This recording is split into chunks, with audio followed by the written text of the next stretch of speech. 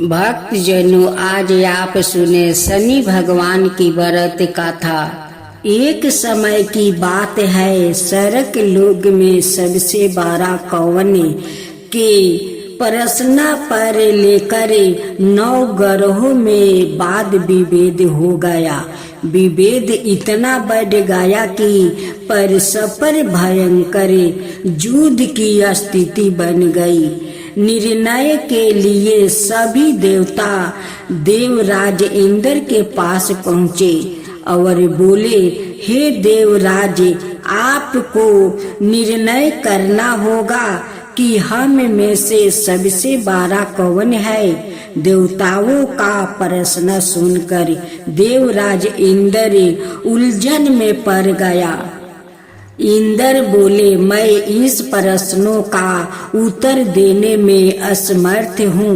हम सभी पृथ्वी लोक में उज्जैनी नगरी में राजा विक्रमादित्य के पास चलते हैं।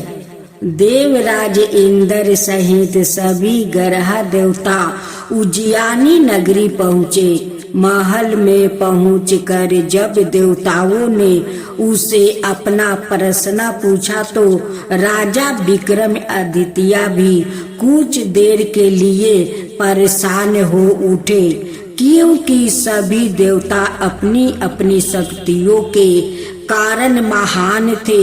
किसी को भी छोटा या बड़ा कह देने से उनके क्रोध के प्रकोप से भयंकर हानि पहुंच सकती थी।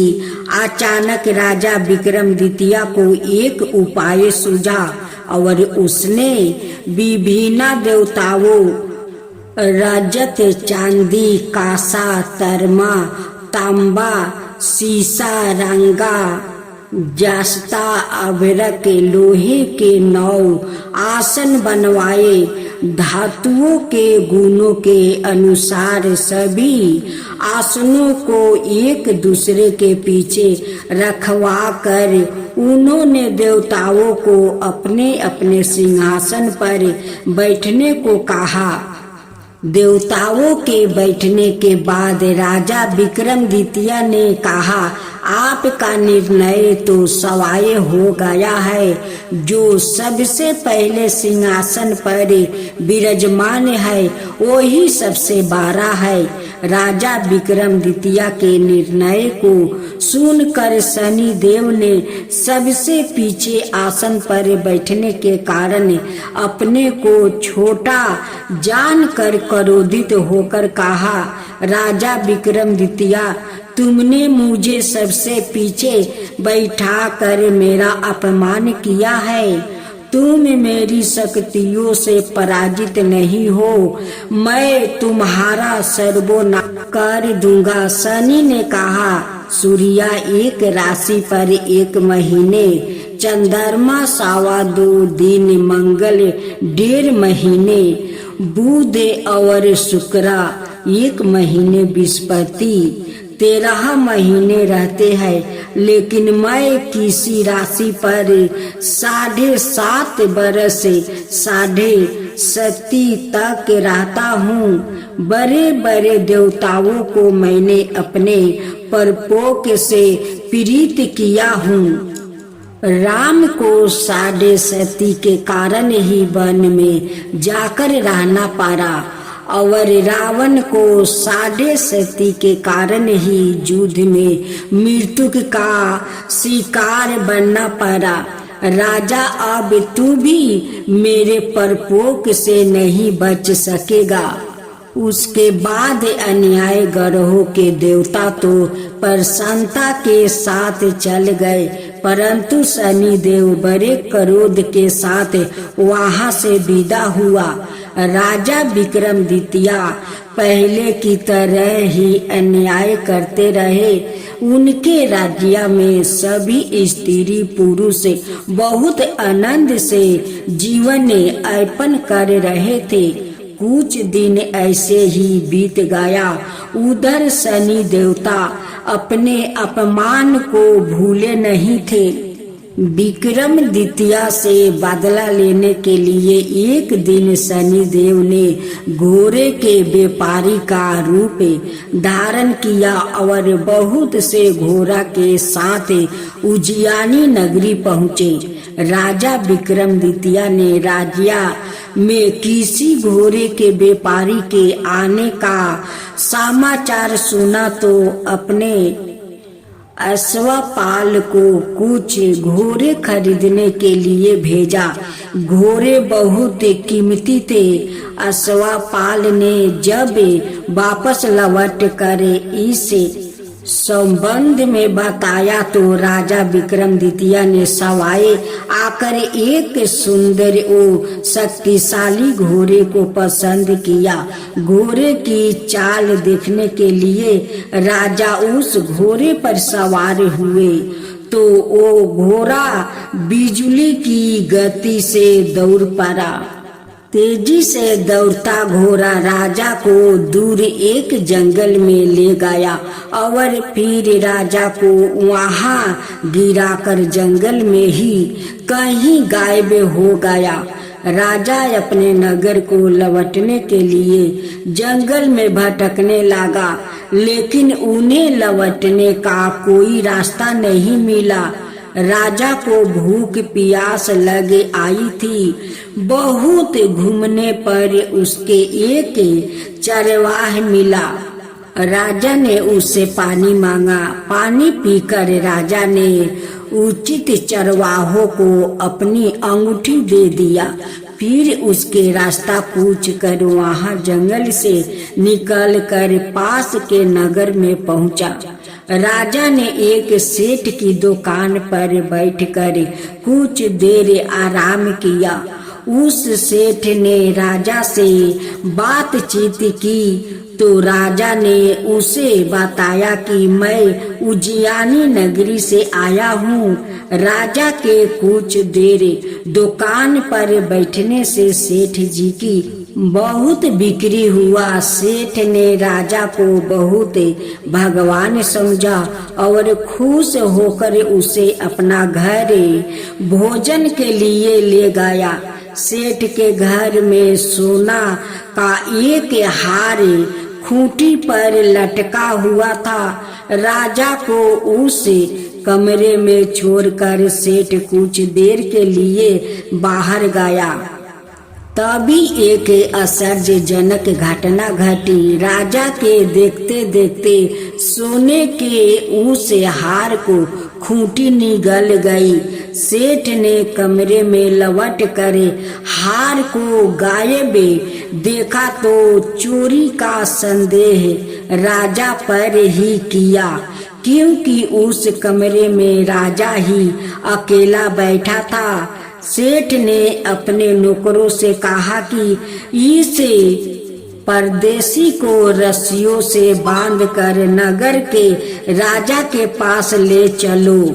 राजा ने विक्रमादित्य से हार के बारे में पूछा तो उसने बताया कि उसके देखते ही देखते खूंटी ने हार को निगल लिया था।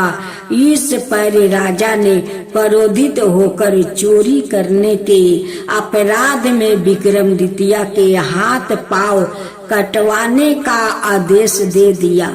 राजा विक्रमादित्य के हाथ पांव काट कर उसे नगर की सड़क पर छोड़ दिया गया। कुछ दिन बाद एक तेली उसे उठाकर अपने घर ले गया और उसे अपने केलू पर बैठा दिया। राजा आवाज देकर बैलों को हाँकता रहता। इस तरह तेली का बैल चलता रहा और राजा को भोजन मिलता रहा। शनि के प्रकोप की 7.5 पूरी होने पर बरस ऋतु प्रभाव हुई। राजा विक्रमादित्य एक रात मेघ मल्हार गा रहा था कि तभी नगर के राजा की लड़की राजकुमारी मोहिनी रथ पर सवार उसे तेली के घर के पास से गुजरी। उसने मेघ मल्हार सुना तो उसे बहुत अच्छा लगा और दासी को भेजकर गाने वाले को बुला लाने की कही। दासी ने लौट कर राजकुमारी को अपंग के राजा के बारे में सब कुछ बता दिया।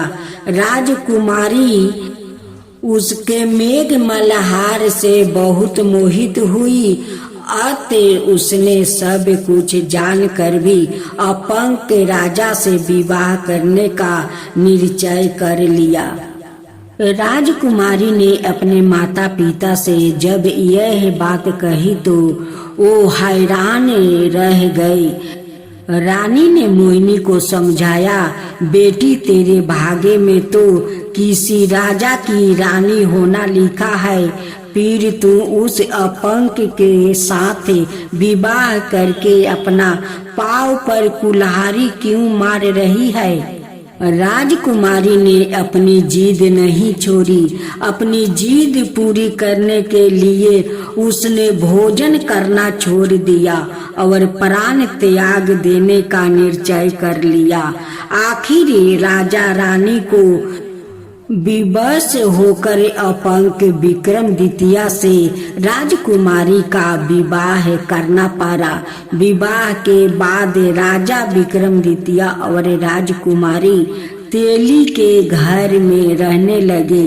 उसी रात सपने में शनिदेव ने राजा से कहा, राजा तुमने मेरा परपोक देख लिया, मैंने तुम्हें अपना अपमान का दंड दे दिया है।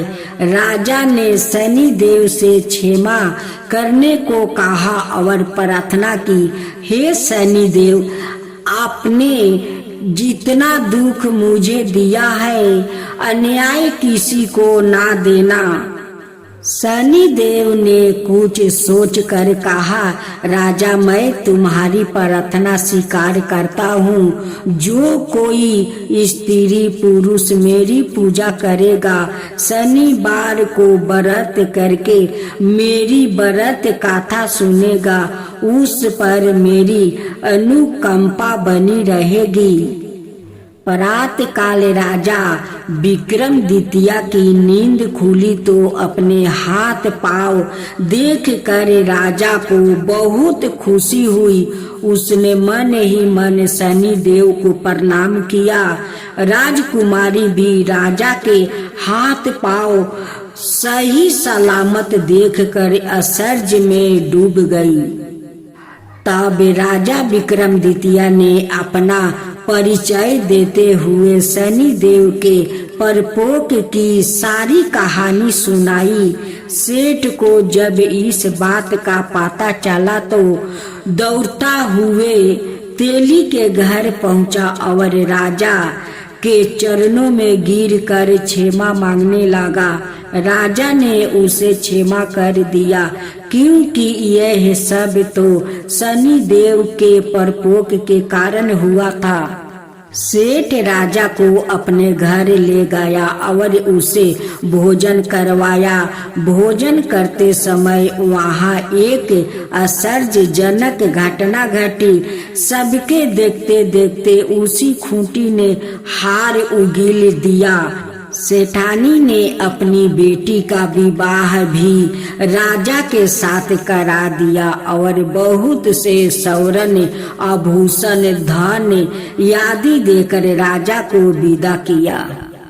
राजा विक्रमादित्य राजकुमारी मोहिनी और सेठ की बेटी के साथ उज्जैनी पहुँचे तो नगर वासियों ने हर्ष से उनका स्वागत किया। अगले दिन राजा विक्रमादित्य ने पूरे राज्य में घोषणा करवाई कि शनिदेव सब देवों से सर्वश्रेष्ठ है। प्रत्येक स्त्री पुरुष शनिवार को उनका व्रत करे और व्रत कथा अवश्य सुने। राजा विक्रमादित्य की घोषणा से शनिदेव बहुत प्रसन्न हुए। शनिवार का व्रत करने और व्रत कथा सुनने के कारण सभी लोग की मनोकामनाएं शनिदेव की अनुकंपा से पूरी होने लगी। सभी लोग आनंद पूर्वक रहने लगे। शनिदेव की जय हो, शनिदेव की जय हो।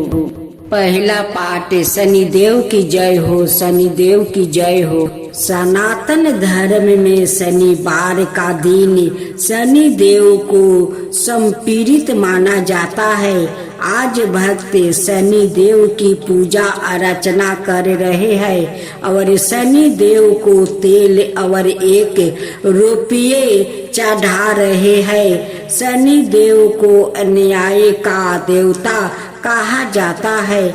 मान्यताओं के अनुसार शनिदेव क्रोधित स्वभाव के हैं। जिस पर शनिदेव प्रसन्न होते हैं वो रंक से राजा हो जाते हैं और जिस पर शनिदेव का क्रोध बरसता है उसके जीवन में कई परेशानियां लगी रहती है। शनिदेव मकर और कुंभ राशि के स्वामी है और उनकी महादशा 19 बरस की होती है।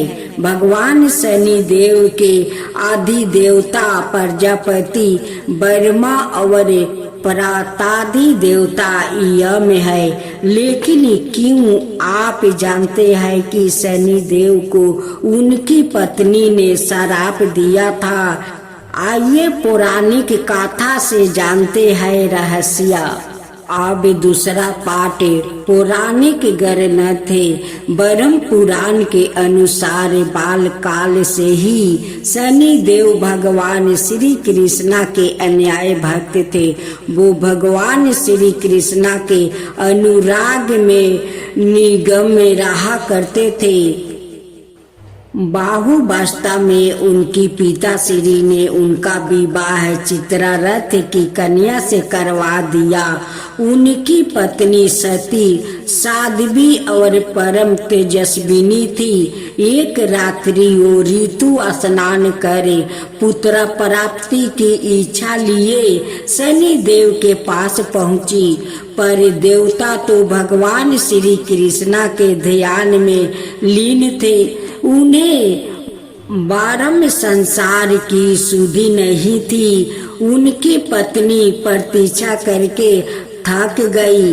उनका ऋतु काल निष्फल हो गया, इसलिए उन्होंने क्रोध होकर शनि देव को श्राप दे दिया कि आज से जिसे तुम देखोगे वो नष्ट हो जाएगा।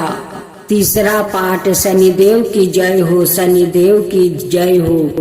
ध्यान टूटने पर शनि देव ने अपनी पत्नी को मनाने गया, लेकिन उनकी धर्म पत्नी को अपनी भूल पर पछताप हुआ। किंतु श्राप का प्रतिकार की शक्ति उनमें नहीं थी। तभी से शनि देव अपना सिर नीचे करके रहने लगे, क्योंकि वो नहीं चाहते थे कि मेरे दृष्टि से किसी का अनिष्ट ना हो जाए। इसलिए शनि देव अपना सिर झुकाकर चलते थे। चौथा पाठ। शनिदेव की जय हो, शनिदेव की जय हो। ज्योतिषी शास्त्र के अनुसार शनि ग्रह यदि कहीं रोहिणी वेदन कर दे तो पृथ्वी पर 12 बरस का घोर दुर्भिक्ष पर जा सकती है और प्राणियों का बचना ही कठिन हो जाए। शनि ग्रह जब रोहिणी वेदन कर बढ़ जाता है तब यह योग आता है। यह योग महाराज दशरथ के समय में आने वाला था। जब ज्योतिषियों ने महाराज दशरथ को बताया कि यदि शनि का योग आ जाएगा तो प्रजा अन्न जल के बिना तड़प तड़प कर मर जाएगी। पांचवा पाठ। शनिदेव की जय हो, शनिदेव की जय हो। प्रजा को इस कष्ट से बचाने हेतु महाराज दशरथ अपने रथ पर सवार होकर नक्षत्र मंडल में पहुँचे। पहले तो उन्होंने नीत की भांति शनि देव को प्रणाम किया। इसके पश्चात क्षत्रिय धर्म के अनुसार उन्हें युद्ध करते हुए उन पर संहार अस्त्र का साधना किया। शनि देव महाराज दशरथ की कर्तव्य निष्ठा से अति प्रसन्न हुए और उससे कहा, वर मांगो। महाराज दशरथ ने वर मांगा कि जब तक सूर्य नक्षत्र आदि विद्यमान है तब तक आप संकट वेदन ना करे। शनि देव ने उन्हें वर देकर संतोष किया। शनिवार का दिन इस गाथा को पढ़ने से धन आता है और संकट दूर हो जाता है। यमराज भगवान की जय हो। यमराज भगवान की जय हो। एक महिला से यमराज ने कहा कि मैं तुम्हारे प्राण लेने आया हूँ, मैं तुम्हारा थोड़ा समय देता हूँ। अपनी किस्मत बदलने के लिए इस पुस्तक में जो चाहे लिख दो, वो ही हो जाएगा। महिला ने पुस्तक में देखा तो वह लिखा था, तुम्हारी सहेली को खजाना मिलने वाली है। इसके बाद क्या हुआ? एक महिला को यमराज मिले, लेकिन वो उन्हें पहचान नहीं सकी। उसने यमराज को पानी पिलाया। इसके बाद यमराज ने महिला से कहा कि मैं तुम्हारे प्राण लेने आया हूँ, लेकिन तुमने मुझे पानी पीने के लिए दिया, इस कारण मैं तुमसे खुश हूँ। तुम्हें एक अवसर देता हूँ, तुम अपना भाग्य बदल सकती हो। या कहकर यमराज ने एक पुस्तक महिला को दे दिया और कहा कि इस पुस्तक में तुम्हारे नाम का एक दृष्टि है, वहाँ तुम अपने लिए जो चाहती हो वो लिख सकती हो। जैसा लिखोगी वैसा ही होगा। महिला ने पुस्तक हाथ में ली और जैसे ही उसे खोला तो उसमें लिखा था कि तुम्हारी सहेली को खजाना मिलने वाला है। महिला ने वहाँ लिख दिया कि उसे खजाना ना मिले। अगला पोस्टर खोला तो उस पर लिखा था कि तुम्हारी पड़ोसी का पति राजा का मंत्री बनने वाला है। महिला ने वहाँ लिख दिया कि वो मंत्री ना बने। कुछ ही देर में उसे अपने नाम का पृष्ठ मिला। वो खुद के लिए अच्छा लिखने के लिए सोचने लगी, लेकिन जैसे ही वो लिखने वाली थी, यमराज ने पुस्तक के ली। यमराज ने महिला से कहा कि अब तुम्हारा समय खत्म हो गया है। तुम दूसरों का बुरा करने के चक्कर में खुद का भला नहीं कर सकती है। महिला को पछतावा होने लगा कि उसने सुनहरा अवसर खो दिया। इसके बाद यमराज ने उस महिला के प्राणों का हरण कर लिया। इस गाथा की लिख यह है कि काफी लोग दूसरों का बुरा सोचते रहते हैं, मौका मिलने पर दूसरों का बुरा करते हैं। इस चक्कर में वो कई बार खुद का भला करने का अवसर खो देता है। हम दूसरों का भला ना कर सके तो कम से कम किसी का बुरा भी नहीं करना चाहिए। यही सच्ची मानता है। अगर वो महिला अपनी मित्र और पड़ोसी का बुरा नहीं सोचती तो खुद का भाग्य बदल सकती थी, लेकिन उसने पहले उनका बुरा करने की सोची और खुद के प्राण नहीं बचा सकी। भक्तजनों, अब हम लोग आरती सुनते हैं। जय जय शनि देवा, साम्यंग विक्रमी दृष्टि चातुर